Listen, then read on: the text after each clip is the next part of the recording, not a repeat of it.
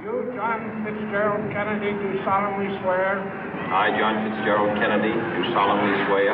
That you will faithfully execute the office of President of the United States. That I will faithfully execute the office of President of the United States.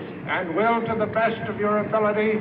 And will, to the best of my ability. Preserve, protect, and defend the Constitution of the United States. Preserve, protect, and defend the Constitution of the United States. So help you God.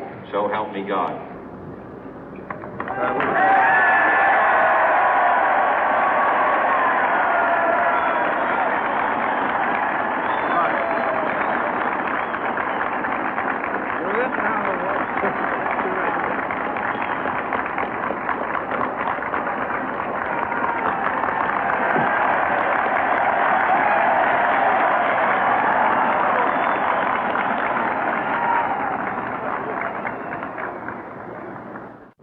Vice President Johnson, Mr. Speaker, Mr. Chief Justice, President Eisenhower, Vice President Nixon, President Truman, Reverend clergy, fellow citizens.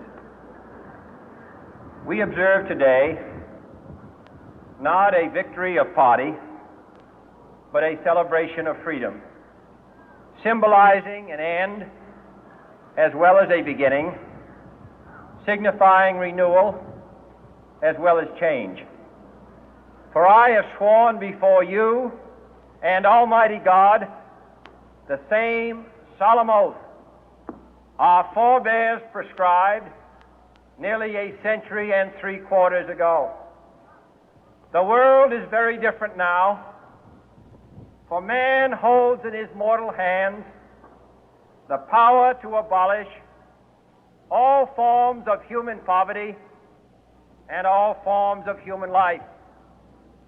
And yet the same revolutionary beliefs for which our forebears fought are still at issue around the globe. The belief that the rights of man come not from the generosity of the state, but from the hand of God. We dare not forget today that we are the heirs of that first revolution. Let the word go forth from this time and place to friend and foe alike that the torch has been passed to a new generation of Americans born in this century, tempered by war, disciplined by a hard and bitter peace, proud of our ancient heritage, and unwilling to witness or permit the slow undoing of those human rights to which this nation has always been committed and to which we are committed today at home and around the world.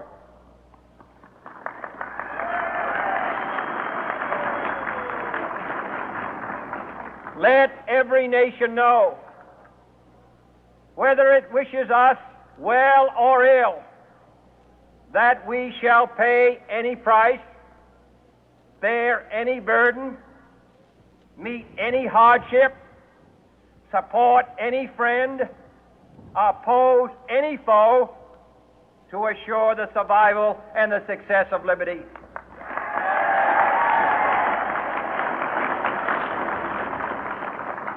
This much we pledge and more. To those old allies whose cultural and spiritual origins we share, we pledge the loyalty of faithful friends. United, there is little we cannot do in a host of cooperative ventures. Divided, there is little we can do, for we dare not meet a powerful challenge at odds and split asunder. To those new states whom we welcome to the ranks of the free, we pledge our word that one form of colonial control shall not have passed away, merely to be replaced by a far more iron tyranny. We shall not always expect to find them supporting our view, but we shall always hope to find them strongly supporting their own freedom, and to remember that in the past, those who foolishly sought power by riding the back of the tiger ended up inside.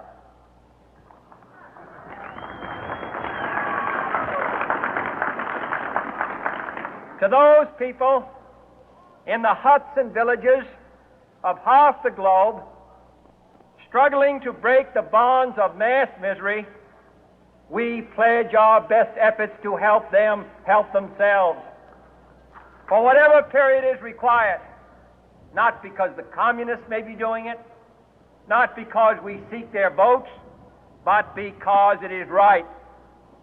If a free society cannot help the many who are poor, it cannot save the few who are rich.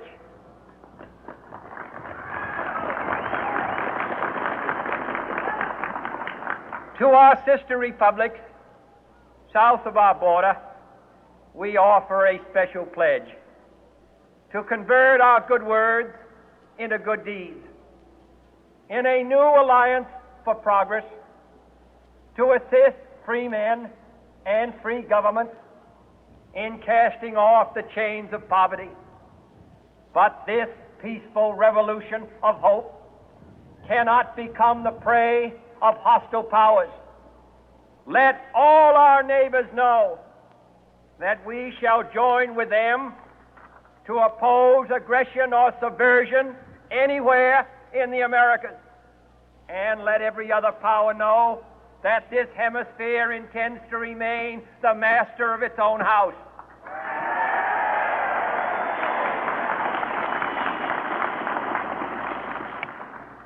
To that World Assembly of Sovereign States, the United Nations, our last best hope, in an age where the instruments of war have far outpaced the instruments of peace, we renew our pledge of support to prevent it from becoming merely a forum for invective, to strengthen its shield of the new and the weak, and to enlarge the area in which its writ may run. Finally, to those nations who would make themselves our adversary, we offer not a pledge, but a request that both sides begin anew the quest for peace. Before the dark powers of destruction, unleashed by science, engulf all humanity in planned or accidental self-destruction, we dare not tempt them with weakness, for only when our arms are sufficient beyond doubt can we be certain beyond doubt that they will never be employed. But neither can two great and powerful groups of nations take comfort from our present course, both sides overburdened by the cost of modern weapons, both rightly alarmed by the steady spread of the deadly atom, yet both racing to alter that uncertain balance of terror that stays the hand of mankind's final war. So let us begin anew, remembering on both sides that civility is not a sign of weakness, and sincerity is always subject to proof. Let us never negotiate out of fear, but let us never fear to negotiate.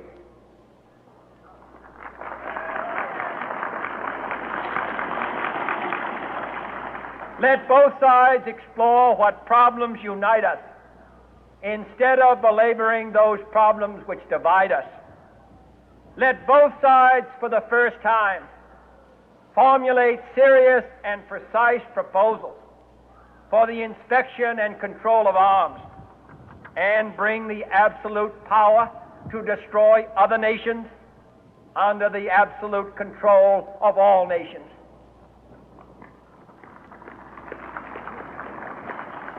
Let both sides seek to invoke the wonders of science instead of its terrors. Together, let us explore the stars, conquer the deserts, eradicate disease, tap the ocean depth, and encourage the arts and commerce. Let both sides unite to heed in all corners of the earth the command of Isaiah to undo the heavy burden and let the oppressed go free. And if a beachhead of cooperation may push back the jungle of suspicion, let both sides join in creating a new endeavor, not a new balance of power, but a new world of law, where the strong are just and the weak secure and the peace preserved. All this will not be finished in the first 100 days, nor will it be finished in the first 1,000 days, nor in the life of this administration, nor even perhaps in our lifetime on this planet. But let us begin.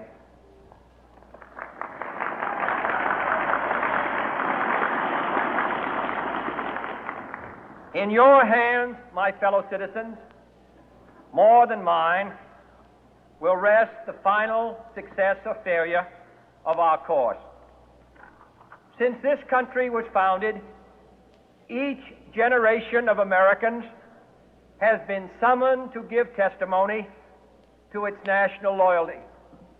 The graves of young Americans who answered the call to service surround the globe. Now the trumpet summons us again, not as a call to bear arms, though arms we need, not as a call to battle, though in battle we are, but a call to bear the burden of a long twilight struggle, year in and year out, rejoicing in hope, patient in tribulation, a struggle against the common enemies of man, tyranny, poverty, disease, and war itself. Can we forge against these enemies a grand and global alliance, north and south, east and west, that can assure a more fruitful life for all mankind? Will you join in that historic effort?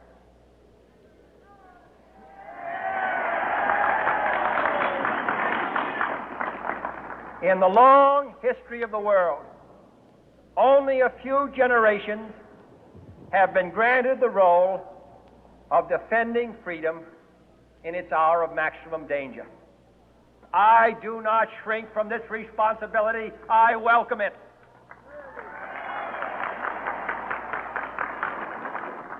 I do not believe that any of us would exchange places with any other people or any other generation. The energy, the faith, the devotion which we bring to this endeavor will light our country and all who serve it. And the glow from that fire can truly light the world. And so, my fellow Americans, ask not what your country can do for you, ask what you can do for your country.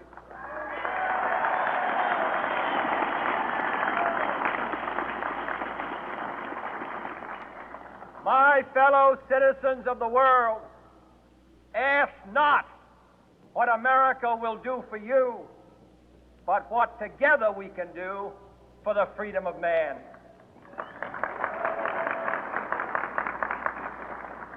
Finally, whether you are citizens of America or citizens of the world, ask of us here the same high standards of